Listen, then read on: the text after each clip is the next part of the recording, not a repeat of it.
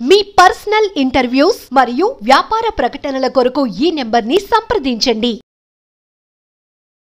నమస్తే, welcome to మనం TV. నేను వలి. ప్రస్తుతం నాతో పాటు స్టూడియోలో ఉన్నారు ప్రముఖ రాజకీయ విశ్లేషకులు అప్పసాన్ రాజేష్ గారు. వారితో మాట్లాడదాం. రాజేష్ గారు నమస్కారం సార్. నమస్కారం. రాజేష్ గారు, ప్రస్తుతం మనం వింటా ఉన్నాం సౌర విద్యుత్ ఒప్పందం, సెకీతో దాని ఒప్పందం జరిగిన విషయానికి సంబంధించి మాజీ ముఖ్యమంత్రి వైఎస్ జగన్మోహన్ రెడ్డి గారు అదాని నుంచి 1750 కోట్ల రూపాయల లంచం తీసుకున్నారని చెప్పి అమెరికా దర్యాప్తు సంస్థలు బయటపెడితే తెలిసింది. ఇప్పుడు ఒక ప్రైవేటు వ్యక్తి ఏసీబీని ఆశ్రయించి ఒక కంప్లైంట్ కూడా ఇచ్చారు సార్. సీరియస్గా యాక్షన్ తీసుకునే పరిస్థితి ఉందా? నెక్స్ట్ ఈ కేసు ఎలా మలుపు తిరగబోతోంది?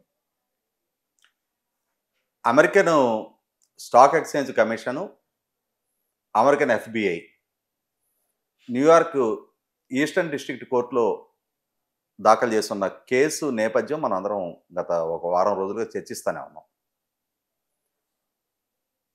సెకీ ద్వారా, solar energy corporation of India ద్వారా అదానీ దగ్గర నుంచి సెకీ కొనుగోలు చేసే సౌర విద్యుత్తుని ఆంధ్రప్రదేశ్ రాష్ట్ర ప్రభుత్వంతో పవర్ పర్చేసింగ్ అగ్రిమెంట్ కుదుర్చుకోవడం జరిగింది.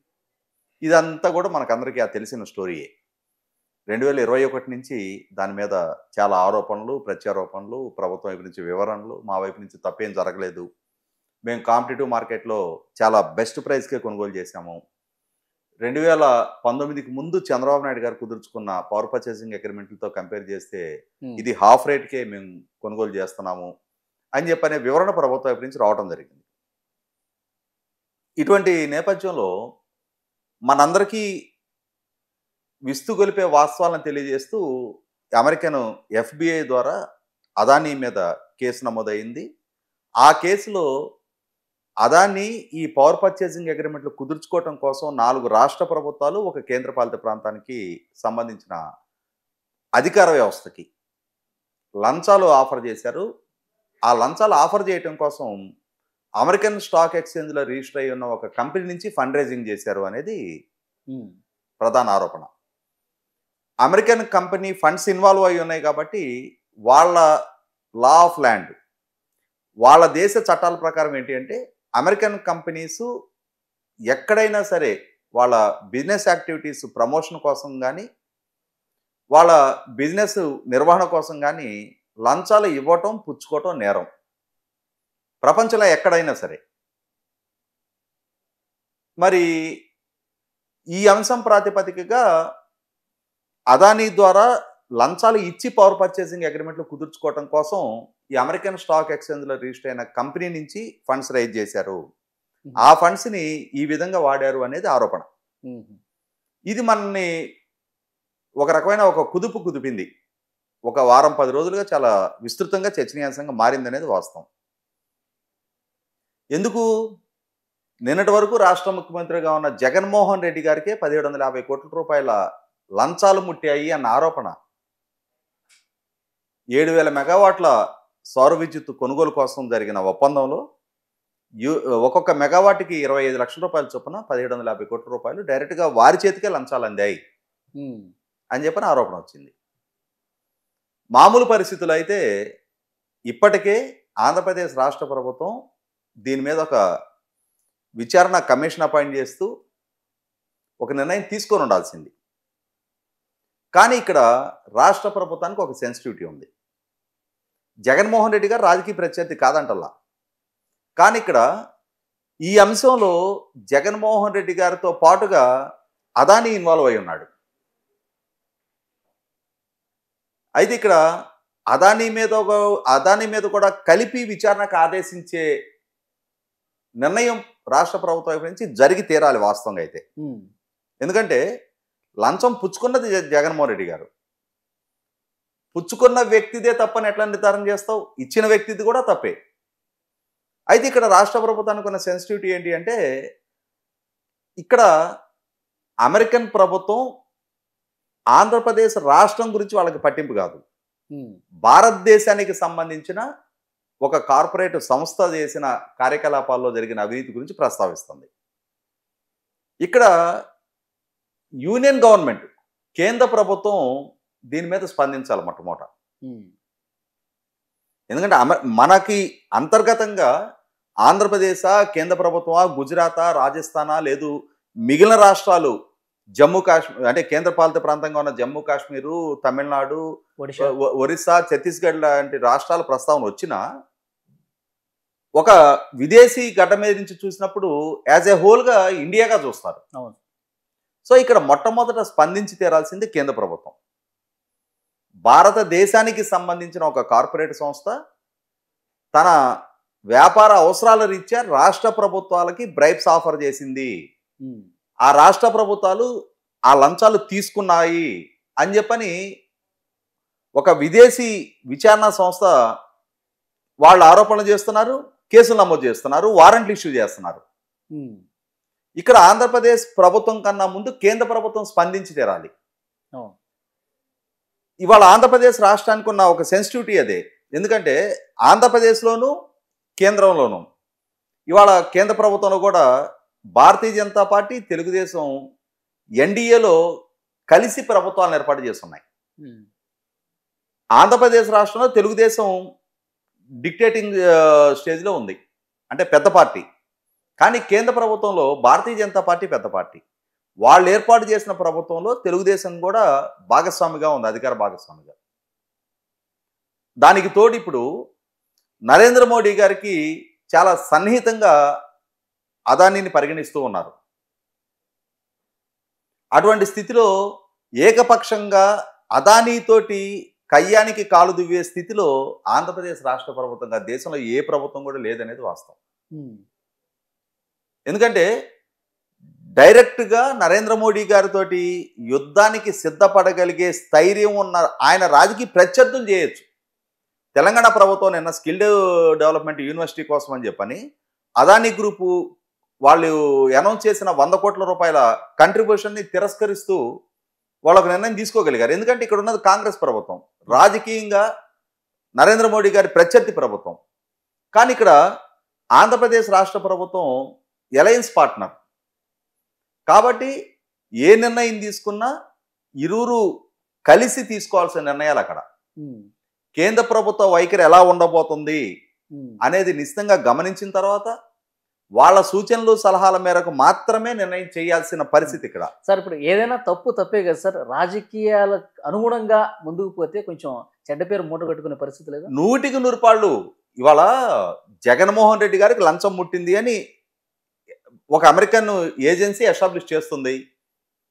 ఎస్టాబ్లిష్ చేస్తున్నప్పుడు లంచం తీసుకున్న జగన్మోహన్ రెడ్డి గారి వరకు ఆరోపణలు పరిమితం చేసి ఇక్కడ ఆంధ్రప్రదేశ్లో జగన్మోహన్ రెడ్డి రాజకీయ ప్రత్యర్థి కాబట్టి అని చెప్పని ఆయన వరకు ఇష్యూని కన్ఫైన్ చేసి ఉంచడం సాధ్యం కాదు. ఇక్కడ లంచం తీసుకుంటం ఎంత నేరమో లంచం ఇవ్వటం కూడా అంతే నేరం. ఆ లంచం ఇవ్వటం ఈ తీసుకోవటం వల్ల జరిగిన ఒప్పంద పర్యవసానం కూడా చూసుకోవాలి మనం. ఎందుకు అనంటే ఆ కుదిరిన ఒప్పందం వల్ల ఆంధ్రప్రదేశ్ రాష్ట్ర పౌర సమాజానికి రాబోయే 25 సంవత్సరాల పాటు మొయ్యలేని ఆర్థిక భారాన్ని మోపుతా ఉన్నారు. ఇదే అదానీ కంపెనీ, అదే solar energy corporation of India ద్వారా పక్కనున్న గుజరాత్కి ₹99 యూనిట్ చొప్పున సరఫరా ఒప్పందం కుదిరింది. రాజస్థాన్ నుంచి గుజరాత్కి యూనిట్ ట్రాన్స్మిషన్ కాస్ట్ 10 పైసల కంటే కాదు.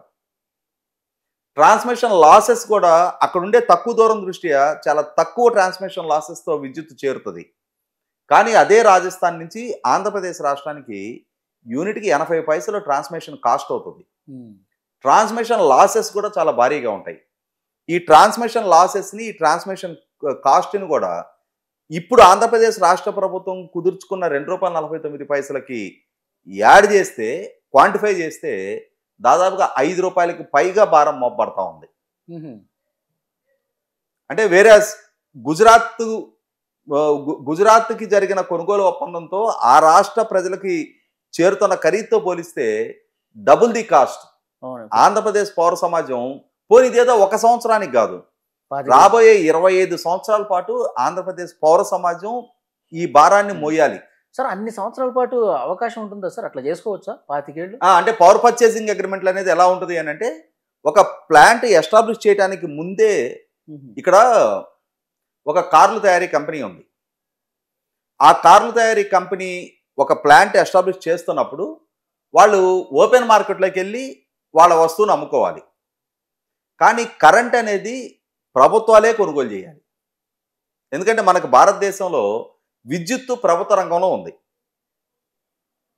కొనుగోలు చేయాలన్నా, సరఫరా చేయాలి అన్నా, వినియోగదారుడి నుంచి ఛార్జ్ వసూలు చేయాలన్నా అది ప్రభుత్వ ఆధ్వర్యాలనే జరగాలి. లేదు అనంటే కొన్ని పరిశ్రమలకి క్యాప్టివ్ పవర్ ప్లాంట్లు ఇస్తూ ఉన్నారు. అంటే వాళ్ళ పారిశ్రామిక అవసరాలు రీత్యా వాళ్ళు పవర్ ప్లాంట్ ఎస్టాబ్లిష్ చేసుకోవడానికి. ఇప్పుడు కొంచెం రేషనలైజ్ చేసి విద్యుత్ మోటార్లకి రైతులకు సంబంధించిన వ్యవసాయ పంపు సెట్లకు కూడా సోలార్ ప్లాంట్లు పెట్టుకొని సోలార్ ద్వారా కరెంటు వినియోగించుకునే ఆస్కారం కలిగిస్తూ ఉన్నారు. ఇప్పుడు ఈ సంవత్సరం తీసుకున్న ఇంకొక వెసులుబాటు ఏంటి అంటే రూఫ్ టాప్. ప్రతి గృహస్థుడు కూడా తన ఇంటి పైన తనకు తాను సోలారు పవర్ది ప్యానల్స్ ఎస్టాబ్లిష్ చేసుకొని దాని ద్వారా తన ఇంటి అవసరాలకి కరెంటు తయారు చేసుకొని తన ఇంటి అవసరాలు మీరి కూడా తనకు ఉత్పత్తి అవుతా ఉంటే గ్రిడ్కి సప్లై చేయొచ్చు అని చెప్పని కొత్త రకమైన వెసులుబాటు ఇప్పుడు ఈ సంవత్సరం తీసుకొచ్చారు. కానీ అంతకు ముందు ఏంటంటే ఒక ప్లాంట్ ఎస్టాబ్లిష్ చేయాలి అని అంటే ముందు పవర్ పర్చేసింగ్ అగ్రిమెంట్ ఖరారు అవ్వాలి. లేదు అని అంటే వాళ్ళు పెట్టుబడి పెట్టి ప్లాంట్ ఎస్టాబ్లిష్ చేసిన తర్వాత ఎండ్ యూజర్ లేకపోతే వాళ్ళకి ఆ పెట్టుబడికి గ్యారంటీ ఉండదు కదా. అందువల్ల ఏంటంటే మొట్టమొదట పవర్ పర్చేసింగ్ అగ్రిమెంట్ కుదుర్చుకుంటారు. ఆ పవర్ పర్చేసింగ్ అగ్రిమెంట్ కుదుర్చుకునే ప్రాసెస్లో ఏంటంటే లాంగ్ రన్ పెట్టుకుంటారు. అంటే ఫ్యూచర్లో ప్రైస్ ఫ్లక్చుయేషన్స్తో సంబంధం లేకుండా ఇవాళ ఖరారు చేసుకున్న ధరకే మాకు రాబోయే ఇన్ని సంవత్సరాల పాటు సరఫరా చేయాలి అని ఉంటుంది. అటువంటి లాంగ్ స్టాండింగ్ ఒప్పందాలు ఉండి విద్యుత్ సరఫరా జరిగితే ఒక ఎత్తు. లేదు అని అంటే ఈ మధ్యకాలంలో చూసాం కదా, అంటే పవర్ ఎక్స్చేంజ్ అంటారు. ఆ ఓపెన్ మార్కెట్లోకి వెళ్ళిపోయి ఎమర్జెన్సీ సందర్భాల్లో పవర్ షార్టేజ్ వచ్చిన సందర్భాల్లో యూనిట్ 14 రూపాయలకి 16 రూపాయలకి 20 రూపాయలకు కూడా జగన్మోహన్ రెడ్డి గారి ప్రభుత్వం కొనుగోలు చేసింది అని చెప్పని ఆ ట్రూ అప్ ఛార్జీలు వాళ్ళ ప్రజల మీద భారం మోపడతా ఉన్నాయి కదా. కాబట్టి ఏంటంటే దీన్ని నివారించడం కోసం దీర్ఘకాలికంగా ఒప్పందాలే జరుగుతాయి. 20 సంవత్సరాలు చేసుకోవడాన్ని తప్పుపట్టలేము ఇక్కడ. కాకుండా ఏంటంటే ఆ చేసుకునే ప్రాసెస్లో అదే కంపెనీ అదే సెకీ ద్వారా మిగిలిన రాష్ట్రాలకి తక్కువ ధరకు ఆఫర్ చేసి ఆంధ్రప్రదేశ్ రాష్ట్రానికి మరింత అధిక ధరకు ఆఫర్ చేస్తూ ఉన్నప్పుడు మనకున్న రిస్క్ ఫ్యాక్టర్స్ అంటే ట్రాన్స్మిషన్ కాస్ట్లు, ట్రాన్స్మిషన్ లాసెస్ని కూడా పరిగణలోకి తీసుకొని ఒప్పందం చేసుకోవాల్సిన ప్రభుత్వం దాన్ని పరిగణలోకి తీసుకోకుండా ఒప్పందం చేసుకున్నారు అని అంటే ఖచ్చితంగా అక్కడ ప్రభావితం చూపింది లంచాలే. కాబట్టి ఏంటంటే ఇక్కడ ప్రభుత్వం కూడా ఏం చేస్తుందంటే కాగల కార్యం గంధర్వులు తెరవాలి.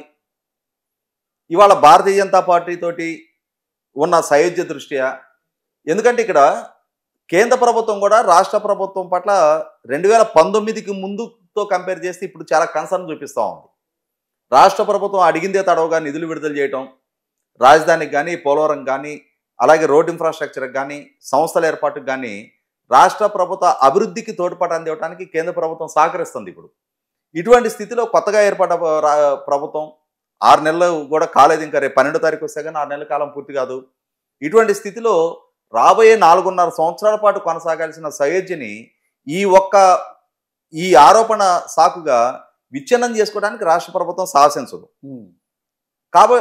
అదే సందర్భంలో జగన్మోహన్ రెడ్డి గారిని కూడా దీని కారణంగా ఆయన కూడా అట్లా వదిలేయడానికి కూడా సిద్ధపడరు. కాబట్టి ఏంటంటే ఇప్పుడు నేను ఇందా చెప్పినట్టుగానే కాగల కార్యం గంధర్వులు తెరవాలి. అంటే మనకి నలమోజు చక్రవర్తి గారు centre for Liberty centre for Liberty ఆ సంస్థ ద్వారా నలమోజు చక్రవర్తి గారు ఏసీబీకి ఫిర్యాదు చేయడం జరిగింది. ఇంకా కొంతమంది పబ్లిక్ ఇంట్రెస్ట్ లిటిగేషన్ కూడా ఫైల్ చేయబోతున్నారు. న్యాయస్థానం నుంచి ఆదేశాలు వచ్చినప్పుడు అప్పుడు తప్పనిసరిగా ప్రభుత్వాలు యాక్ట్ చేసి తీరాలి. ఏసీబీకి ఇప్పుడు ప్రైవేట్ వ్యక్తుల ద్వారా ఫిర్యాదు చేయబడింది. ఆ ఫిర్యాదుని ఏసీబీ పరిగణలోకి తీసుకొని తీరాల్సిన అవసరం ఉంటుంది. ఎందుకంటే ఆయన పూర్తి సాక్ష్యాధారాలతోటి ఏసీబీకి ఫిర్యాదు చేయడం జరిగింది. కాబట్టి ఏంటంటే ప్రభుత్వం రాజకీయంగా దుమారం చెలరగడానికి ఆస్కారం లేకుండా ఈ విధమైన అంటే తనకే ఒక ఫెసిలిటేషన్ జరిగినట్టుగా భావించాలి. ఇప్పుడు తాను చేయాల్సిన పనిని తన చేతికి ఈ పౌర సమాజం నుంచి ఒక ఆయుధం అందించినట్టుగా. అప్పుడు కేంద్ర ప్రభుత్వంతో కూడా రిఫ్ట్ రావడానికి ఆస్కారం లేదు. న్యాయస్థానం ఆదేశించింది, విచారణ జరిపి తీరాల్సిన పరిస్థితి కంపల్షన్ క్రియేట్ అయింది. మేము విచారణకు ఆదేశిస్తున్నాం. 100కి 100 పాళ్ళు విచారణ జరిగి తీరాల్సిందే ఇందులో. అదే సందర్భంలో ఇప్పుడు ఆంధ్రప్రదేశ్ రాష్ట్రానికి ఉన్న సెన్సిటివిటీ దృష్ట్యా, ఎందుకంటే ఇది 5 కోట్ల మంది ప్రజల భవిష్యత్తుతో ముడిపడిన అంశం. కేంద్ర ప్రభుత్వ సహకారం కూడా రాష్ట్రాన్ని వాళ్ళ దక్షిణాదిలో అభివృద్ధి చెందిన మిగిలిన రాష్ట్రాల సరసన ఈక్వల్ లెవెల్ ప్లేయింగ్ ఫీల్డ్లో ఆంధ్రప్రదేశ్ రాష్ట్రం కూడా నిలబడాలి అని అంటే, ఆ సరసన నిలబడగలిగే స్థాయికి అభివృద్ధి చేయాలి అని అంటే ఓకే. ప్రస్తుతం 100% కేంద్ర ప్రభుత్వ సహకారం కూడా అవసరం. కాబట్టి అక్కడ ఘర్షణపూరిత వాతావరణం చెలరేగకుండా, అదే సందర్భంలో జగన్మోహన్ రెడ్డి గారి వల్ల జరిగిన ఈ తప్పుని చక్కదిద్ది తీరాల్సిన బాధ్యత కూడా రాష్ట్ర ప్రభుత్వం మీద ఉంది. అదే సందర్భంలో మొట్టమొదటిగా రాష్ట్ర ప్రభుత్వం వైపు నుంచి రీనెగోషియేట్ చేయాలి. మీ ద్వారా పక్క రాష్ట్రాలకు ఇచ్చిన ధరకే మాకు కూడా ఇచ్చి తీరాలి, మా ప్రజలు ఎందుకు భారం మోయాలి,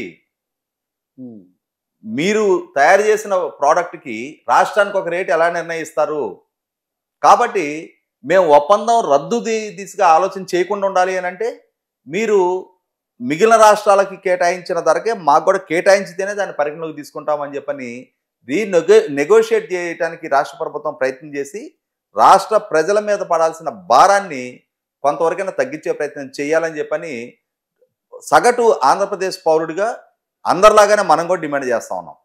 చూద్దాం సార్, నెక్స్ట్ పరిణామాలు మళ్ళీ మాట్లాడదాం. Thank you very much sir.